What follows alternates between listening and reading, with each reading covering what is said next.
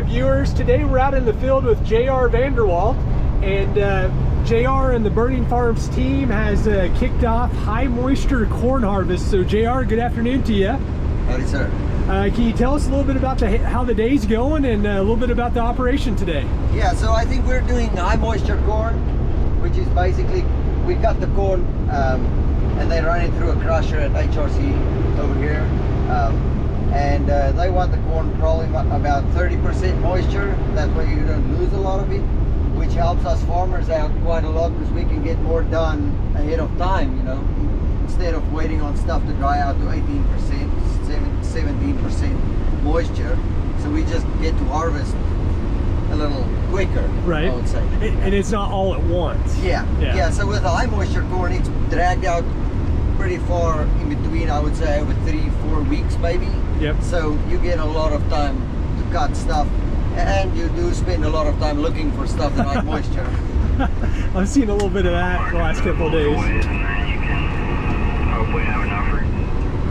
So I know you guys have been kind of looking around for fields that meet the criteria for high moisture. Do you think with the weather we're going to have this week, which is going to be in the 90s, pretty strong winds out of the south, do you think that's going to make more fields you know, ready to go from a high moisture perspective, or is it just too hard to say? I think definitely. I think with the high temperatures this week, and especially with the wind, yeah, we'll probably have everything ready at once. That's kind of the Murphy law over here. So yeah, I most definitely think it's going to be just everything at once. Yeah.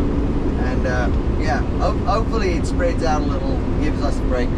Yeah. How does you know, hauling, you know, back and forth to the feedlots and stuff, how does that compare during high moisture to the low moisture corn hauling to the elevators? Is it harder to keep up? Not as hard to keep up? What do you experience you know, with the combines?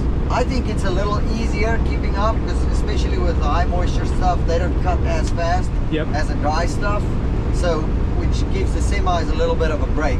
Yep. And then the way you just offload at HRC with the piling, it's just way faster than what it is at the co-op or elevators. Yeah. One thing I was talking to Austin a couple of days ago, and as I was doing some filming of you guys on high moisture corn, I noticed that when the combines were unloading, it was, I would almost say, half as fast as what I'm used to seeing on the low moisture corn. And I asked Austin, you know, is there something, you know, wrong? Yeah.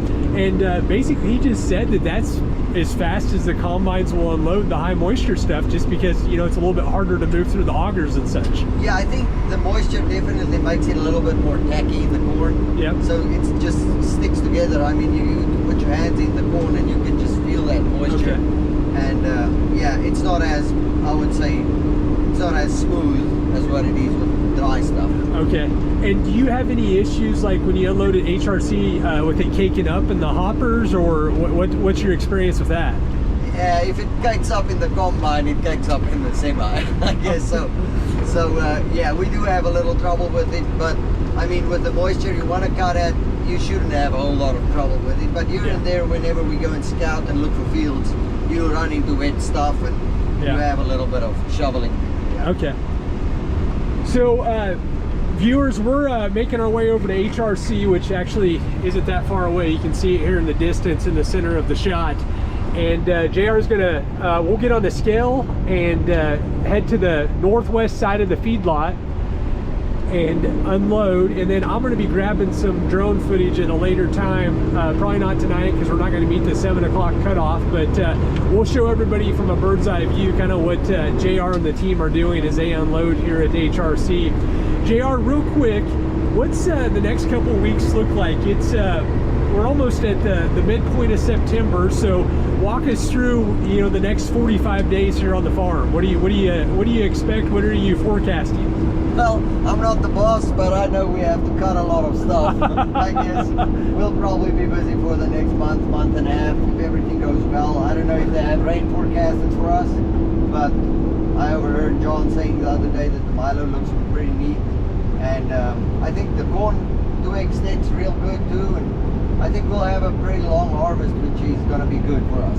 Yeah, definitely. And ideally, you guys will kind of you'll knock out the high moisture corn, and then you'll immediately transition to low moisture corn. Is kind of the thought process, or where does milo fall in that?